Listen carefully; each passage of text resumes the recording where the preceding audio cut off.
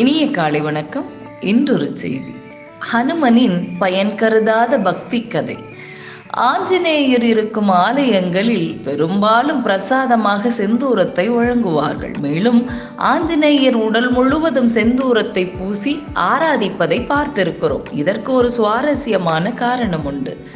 ராமராஜ்யம் நடைபெற்று கொண்டிருந்த சமயத்தில் அரசவையில் கலந்து கொள்ள சீதா தேவி தயாராகி கொண்டிருந்தார். அப்போது ஒரு சிறிதளவு செந்தூரத்தை எடுத்து தன் நெற்றியின் வகுட்டிலே இட்டு கொண்டார். சீதா தேவியை அரசவைக்கு அழைத்து செல்ல வந்த ராமனின் சேவகனான அனுமன் இதை கவனித்தார். தாயே, உங்களிடம் ஒரு கேள்வி கேட்கலாமா என்றார். தாராளமாக கேள் அனுமன் என்றார் தேவி.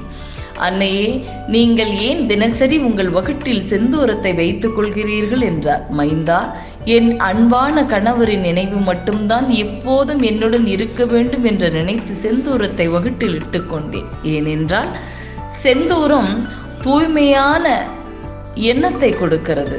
அதை எத்தனை முறை அழித்தாலும் அது முழுமையாக அழியாமல் அதன் கரையை விட்டு செல்கிறது. அதுபோலத்தான் என்னிடமிருந்து என் கணவரின் நினைவை மாற்றவே முடியாது என்பதை காட்டவே இதை என் வகுட்டில் இட்டுக்கொண்டேன் என்றார்.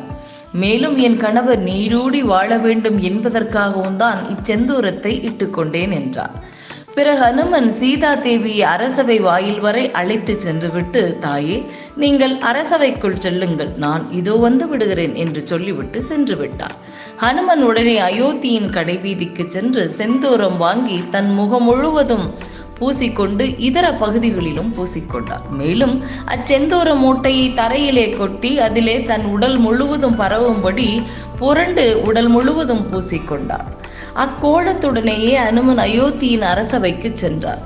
தன் உடல் முழுவதும் செந்தூரத்தை பூசிக்கொண்டு அரசவைக்கு வந்த அனுமனை பார்த்த ராமன், ஹனுமா, இது என்ன கோலம் என்று கேட்டார். அதற்கு அனுமன், அன்னை சீதாதேவி நெற்றி வகுட்டில் வைத்துக் கொள்ளும் சிறு செந்தூரத்தினால் தங்களின் நினைவை மாற்றவே முடியாது என்றும் அச்செந்தூரம் தங்களின் நீண்ட ஆயுளுக்கு வழிவகுக்கும் என்றும் சீதாதேவி கூறினார்கள்.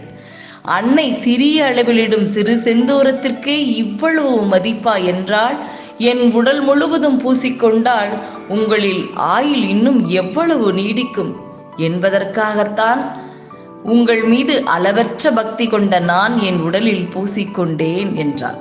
மேலும் தினமும் இதை நான் பூசிக்கொள்வேன் என்றும் அனுமன் சொன்னார். இதை கேட்ட ராமனின் கண்கள் அனுமனின் பக்தியையும் வெகுளித்தனத்தையும் நினைத்து கண்கலங்கியது. அனுமனை அப்படியே ஆற கட்டி தழுவி கொண்டார்.